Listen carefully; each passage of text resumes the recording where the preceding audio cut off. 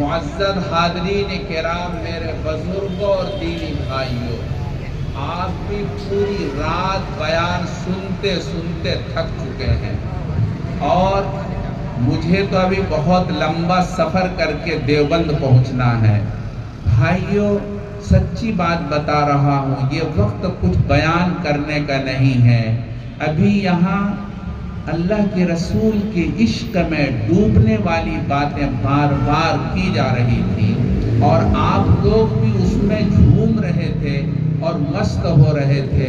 لیکن دوستو، میں صرف یہ بتانا چاہتا ہوں، اللہ کے نبی صلی اللہ علیہ وسلم کا عشق نصیب کیسے ہوتا ہے، آپ علیہ السلام کی محبت کیسے ملتی ہے، آپ علیہ السلام سے تعلق کیسے نصیب ہوتا ہے، میں نہیں کہتا۔ قرآن کریم میں عجیب انداز سے اللہ تبارک و تعالیٰ نے فرمایا، اللہ تعالیٰ فرماتے ہیں فَاتَّبِعُونِي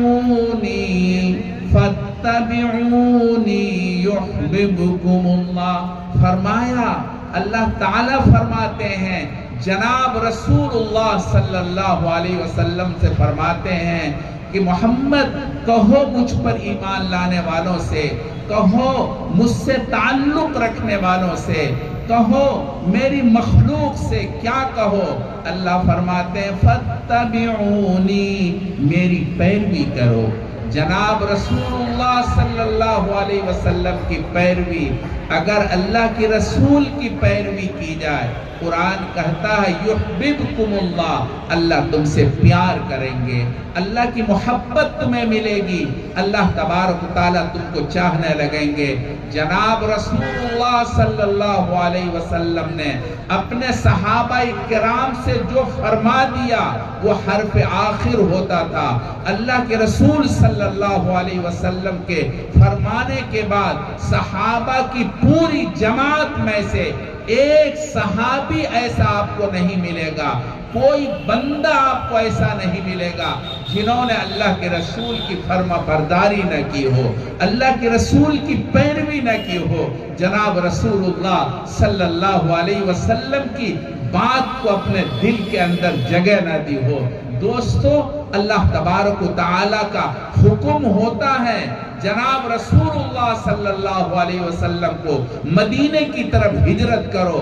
صحابہ کرام رضوان اللہ تعالی علیہم اجمعین سے جناب رسول اللہ صلی اللہ علیہ وسلم نے فرمایا کہ چھوڑو مکے کو اور چلو مدینے کی طرف۔ دوستو، صحابہ کرام کی جماعت میں سے ایک صحابی ایسا نہیں ہے جنہوں نے مکے کو پکڑا ہو، چھوڑ دیا، سب نے مکے کو چھوڑا ہے، اپنے گھر بار کو چھوڑا ہے، مال و دولت کو چھوڑا ہے، بال بچوں کو چھوڑا ہے، اپنی بیوی تک کو چھوڑا ہے۔ اس میں ایسے بھی ہیں جو انتہائی مالدار صحابی ہیں، ایسے بھی ہیں جو انتہائی غریب ہیں، ایسے بھی ہیں جو بہادر ہیں، جوان مرد ہیں اور پوری قوت کا مالک ہے۔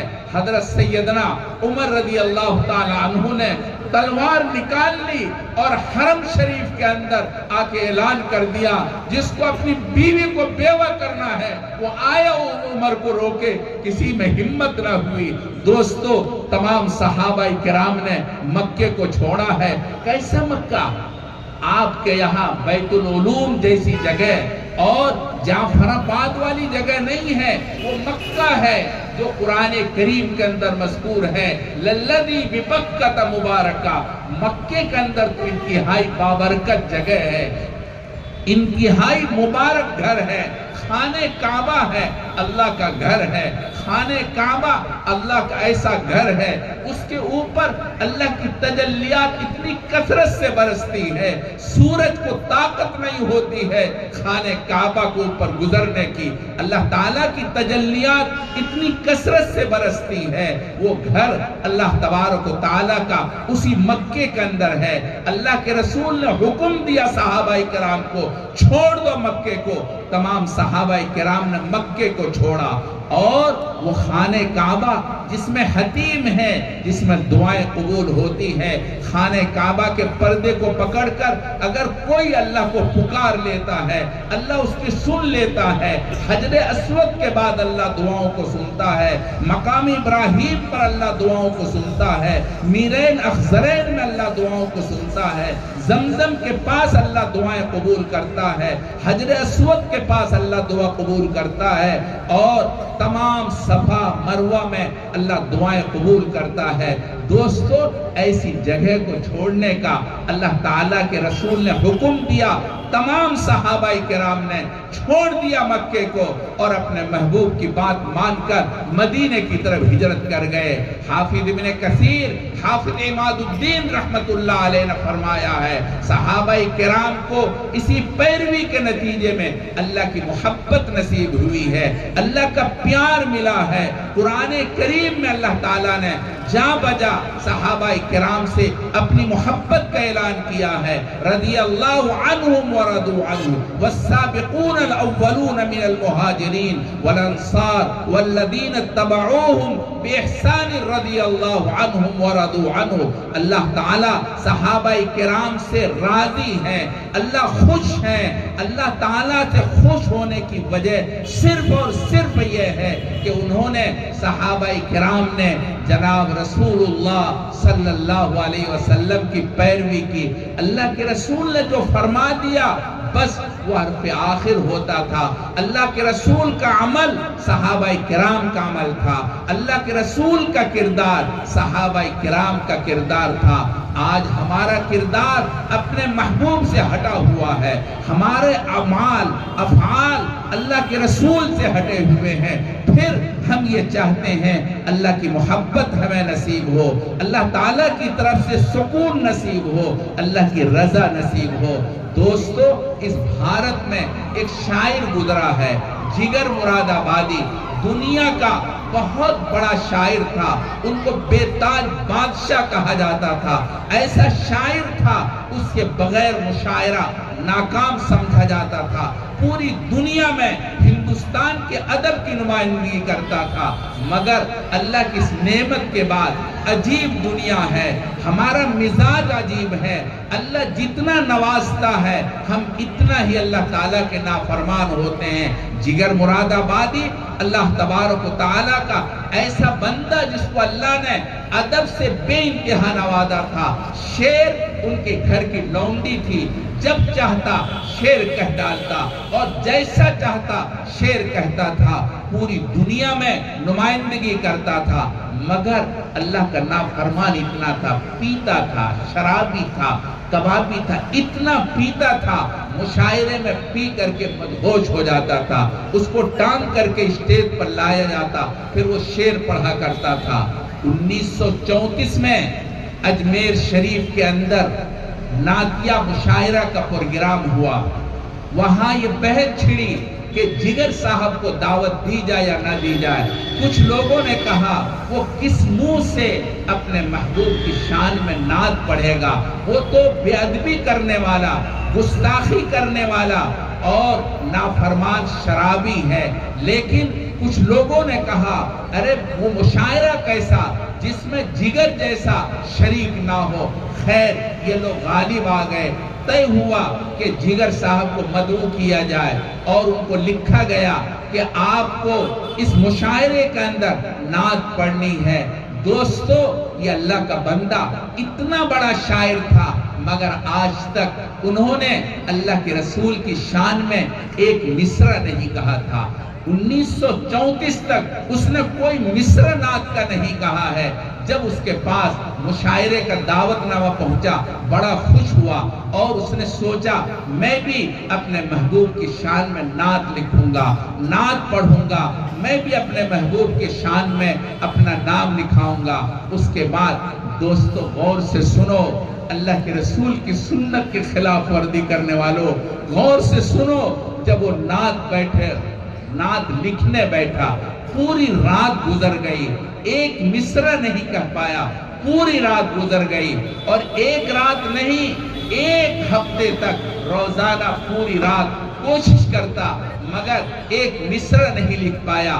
جب ایک ہفتہ گزر گیا ان کو محسوس ہوا اصل تو اپنے محبوب کی سنت کا گستاخ ہے، اللہ کے رسول صلی اللہ علیہ وسلم کی سنت کی نافرمانی کرنے والا ہے، تجھے اپنے محبوب کی شان میں نعت پڑھنے کا لکھنے کا کیسے تمہیں توفیق مل سکتی ہے؟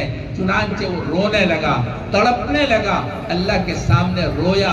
جب کوئی بندہ اللہ کے سامنے روتا ہے اور رونے کے وقت میں روتا ہے اللہ کو پیار آ جاتا ہے۔ میرے بھائی یہ وقت بھی اللہ کے سامنے رونے کا ہے، کچھ کہنے کا نہیں ہے۔ خیر بات لمبی ہوتی جا رہی ہے۔ خیر جگر صاحب نے پھر اللہ کے سامنے رو کر کے توبہ کی ہے، اللہ تبارک و تعالی توبہ قبول فرمائی اور نعت لکھی اور بڑی عمدہ نعت لکھی، اور مشاعرے کا وقت قریب آیا، ادھر بڑے بڑے پوسٹر لگ گئے کہ جگر صاحب کو ہم نعت پڑھنے نہیں دیں گے، اگر مشاعرے پر آیا ہم مشاعرے کے اسٹیج سے اتار دیں گے، ہم ایسے گستاخ سے نعت نہیں سنیں گے۔ اس کس منہ سے وہ نعت پڑھے گا؟ جس منہ سے شراب پیتا ہے ہم ہرگز نہیں سنیں گے۔